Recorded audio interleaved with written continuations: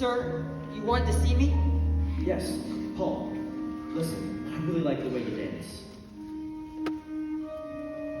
No, I mean it, so I figured we'd try this again. If you're gonna change your name, why go from a Puerto Rican one to an Italian one? Well, because I don't look it.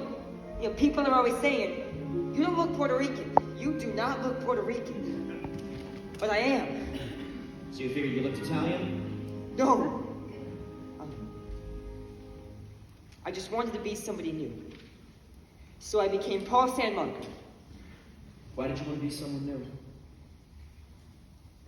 Well, I'm not exactly proud of my past. Who is? But that's what the word means, Paul. Past. Well, that might be easy for you to say, but for me it was... Look, wait. What made you start dancing anyways? Your parents? No. What do Puerto Ricans know about theater? But my father loved the movies, and he would take us all the time. Yeah, he worked days, so he'd come home at night and take us to 42nd Street.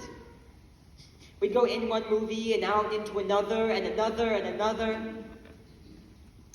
I don't really know why, but I always loved the movie musicals. How old were you? 7 or 8. On 42nd Street? Yeah. It was a trip. Look, Paul, if this is too difficult for you, I have your pictures and resume, and I'm sure... No. No. Okay. Well, from watching all those movies, I used to dance around in the street, and I would get caught all the time. God, that was so embarrassing. And I was always being Jennifer Lopez, which I don't really understand because I always wanted to be an actor. I mean, I wanted to perform. You know, once my cousin looked at me and said, "You will never be an actor." Which I knew she was saying because I was such a sissy. I mean, it's true. I was terribly effeminate. I always knew that I was gay. That never bothered me. What bothered me is that I didn't know how to be a boy. One day I looked at myself in the mirror and I said, "You're 14 years old and you're gay. What are you going to do with your life?" By that time, I was at Cardinal Hayes High School. There were 3,000 boys there. I had no protection anymore. And not like when I went to small schools. Yeah, no homerooms where I could be charming and funny with the tough guys so that they'd fight my battles for me. I liked school. But my grades just got so bad. It got to the point that even if I knew the answer to something, I wouldn't raise my hand because I would just be so afraid that they would laugh at me. So I quit. I couldn't take it anymore.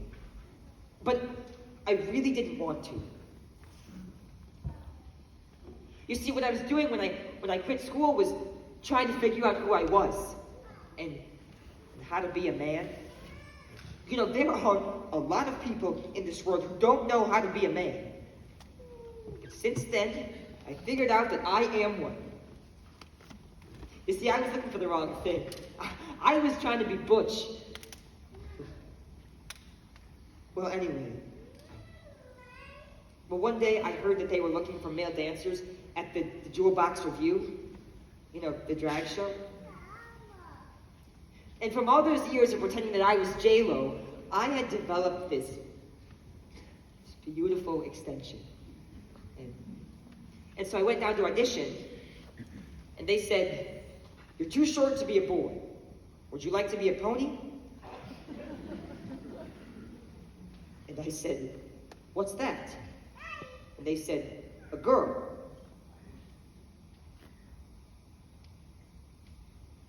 Well, what do I have to do? Show us your legs. But I have hair on my legs. That's okay. Come with us. And they took me up these stairs, They took off my dungarees and put on a super tight pair of nylon stockings and high heels. It was freaky, but it was incredible. And they said to me, "Wow, you have fabulous legs." And I said, "Really? Terrific." Now, I was only 16 then, so of course I hid it all from my parents. But I was finally in show business. Now, I know it wasn't anything to brag about. But you can't get a good job without an education, and it was a job. I had friends. Well, we were at the Apollo Theater on 125th Street doing 4 shows a day with a movie. I mean, it was so tacky. Well, the show was going to Chicago, and my parents wanted to say goodbye. And so they were going to bring my stuff to the theater after the show. Well, we were doing this number, and I looked like Lady Gaga. I did. I had these 2 great big chrysanthemums on either side of my head, and this headdress with gold balls hanging all over it.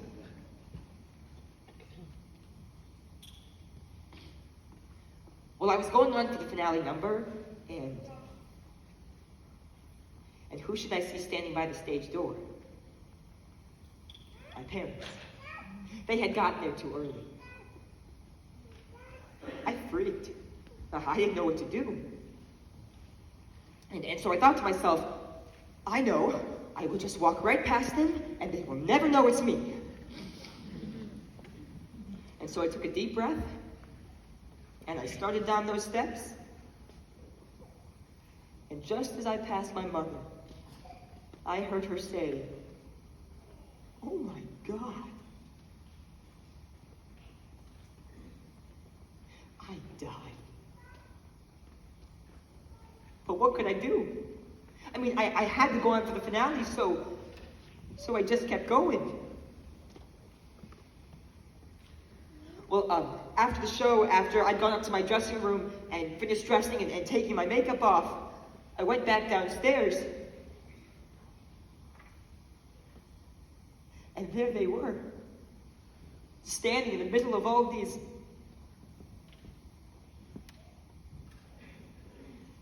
And my mother looked at me and she said, "Please write, make sure you eat, and take care of yourself."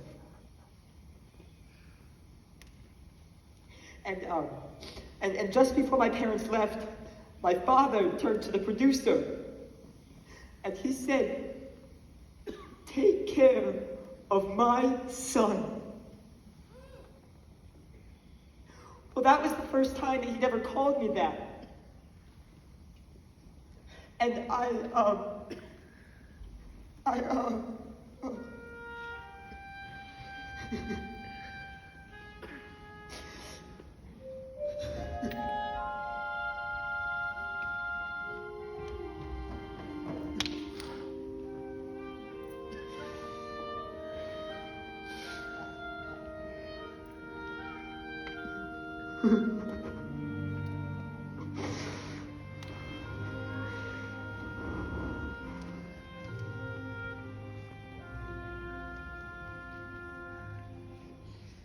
Zach, you ready for them yet?